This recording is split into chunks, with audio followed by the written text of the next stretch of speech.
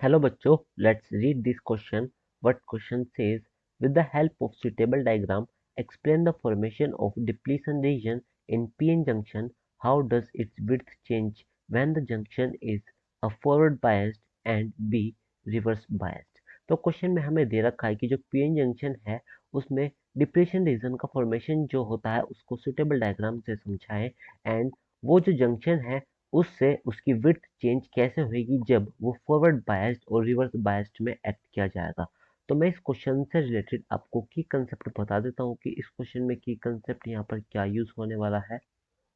तो देखो, सबसे पहले हम पीएन जंक्शन बनाते हैं और हम जानते हैं पी टाइप में मेजॉरिटी जो चार्ज कैरियर्स होते हैं वो होल्स होते हैं। तो मैं यहाँ पे होल्स क्रिएट कर रहा हूँ।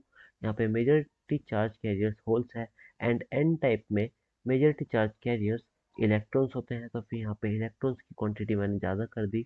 और अब देखो, डिप्लीशन रीजन बनाने हैं तो मैं थोड़ा सा एक कॉलम और बढ़ा लेता हूँ यहाँ पे, क्योंकि अब देखो यहाँ पर होता क्या है कि ये जो इलेक्ट्रॉन्स है और ये जो होल्स है इनका आपस में डिफ्यूजन स्टार्ट हो जाता है। ये इलेक्ट्रॉन यहाँ से इन होल को फिल करने स्टार्ट कर देते हैं। तो फिर ये जो फर्स्ट लेयर है और ये जो फर्स्ट लेयर है ये पूरी ख़त्म हो जाती है, ये डिफ्यूज़ कर जाते हैं। और यहाँ पर डिफ्यूज़ होने के बाद आपके जो होल्स है इधर नेगेटिव आयंस आ जाते हैं एंड जो ये इलेक्ट्रॉन है इधर आपके पास पॉजिटिव आयन क्रिएट हो जाते हैं। और इसके अंदर एक इंटरनल इलेक्ट्रिक फील्ड जनरेट होने लगती है ड्यू टू दिस आयन जो यहाँ पे आपके पास जनरेट हुए हैं डिफ्यूजन से।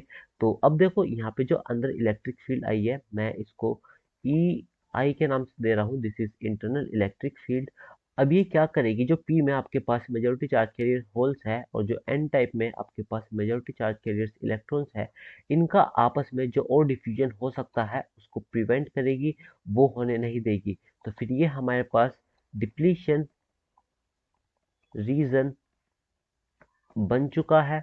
अब ये डिप्लीशन रीजन से होता यही है कि इनका फर्दर डिफ्यूजन बंद हो जाता है। और अब हमसे पूछा गया है कि जब जंक्शन फॉरवर्ड बायस्ड में होता है और जब रिवर्स बायस्ड में होता है तो इसकी विड्थ किस तरीके से वेरी करती है। तो एक चीज और बता देता हूँ कि ये जो पीएन जंक्शन होता है इसका डायोड का सिंबल कुछ इस तरीके से डिनोट किया जाता है कि ये आपका पी टाइप, और एन के लिए आपको यहाँ पे सिंपल एक ऐसे स्टिक लगानी होती है और ये आपका एक डायोड बन जाएगा, this is P N diode. और अगर आप इसका जो पी टाइप है ये पॉजिटिव टर्मिनल ऑफ बैटरी से जोड़ोगे और ये N negative terminal of battery से, तो ये आपका फॉरवर्ड बायस्ड में होएगा। एंड अगर ये पी टाइप नेगेटिव टर्मिनल से जोड़ोगे and N type positive terminal से, तो ये आपका रिवर्स बायस्ड में होएगा और ये ऊपर वाला फॉरवर्ड बायस्ड में। तो इसको मैं यहाँ पे करता हूँ कि आपका रिवर्स और फॉरवर्ड बायस्ड में विड्थ कैसे चेंज होती है। फर्स्ट इज फॉरवर्ड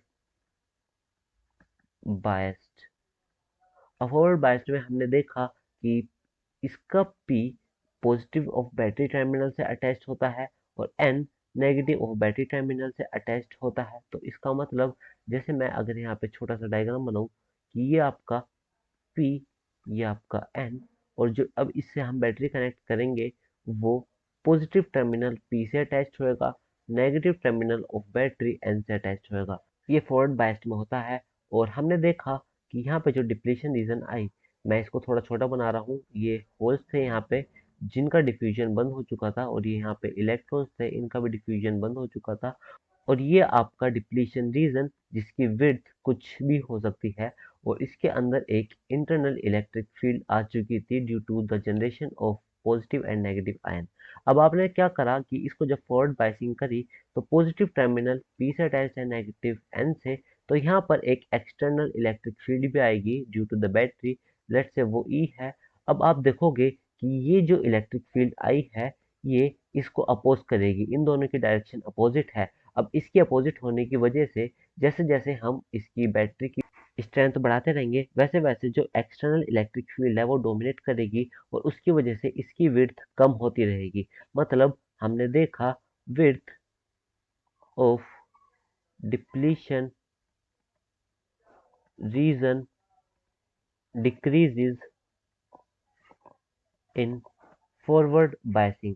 इसका मतलब जो फॉरवर्ड बायसिंग में आपकी विड्थ होती है डिप्लीशन रीजन की वो डिक्रीज होती है, और रिवर्स बायसिंग में हम इसकी पोलैरिटी चेंज कर देंगे तो उसमें क्या होएगा कि वो width of depletion region increase होती रहेगी। मैं इसको भी यहाँ पे शो कर देता हूँ।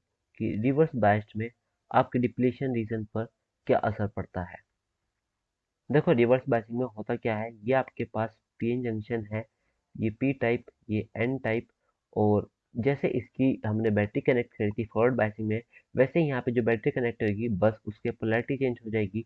पी के साथ negative terminal of battery add किया जाएगा एंड एन के साथ पॉजिटिव टर्मिनल ऑफ बैटरी, और ये हमारी रिवर्स बायसिंग कहलाती है। तो इसमें होएगा क्या कि जैसे मैंने इसमें शो करा था ना, ये आपकी internal electric field due to diffusion बनी थी इस डायरेक्शन में, तो जो हमारी बैटरी से एक्सटर्नल इलेक्ट्रिक फील्ड बनने वाली है, उसकी जो डायरेक्शन हो जाएगी वो भी पॉजिटिव टू नेगेटिव, मतलब वो भी इधर ही होने वाली है इलेक्ट्रिक फील्ड। तो आप देखोगे कि ये जो इंटरनल इलेक्ट्रिक फील्ड थी और जो ये एक्सटर्नल इलेक्ट्रिक फील्ड है, ये इसको सपोर्ट करेगी। तो ये इसकी विड्थ, जो ये डिप्लीशन रीजन की विड्थ थी, वो इसको यहाँ से बढ़ा देगी। मतलब अभी जो विड्थ है यहाँ ना रह के ये कुछ इधर और शिफ्ट हो जाएगी, मतलब अभी इतना रीजन और बढ़ जाएगा। तो यहाँ पे हमने देखा रिवर्स बायसिंग में आपकी electric field internal electric field को सपोर्ट करके विड्थ ऑफ डिप्लीशन रीजन बढ़ा देती है। तो फिर मैं यहाँ पे लिखूंगा width of depletion region increases in reverse biasing. तो हमें विड्थ ऑफ डिप्लीशन रीजन पता लग गया, फॉरवर्ड बायसिंग में डिक्रीज होती है एंड रिवर्स बायसिंग में इंक्रीज होती है। यही हमें बस यहाँ पे देखना था। I hope you guys understood this. Thank you so much, take care.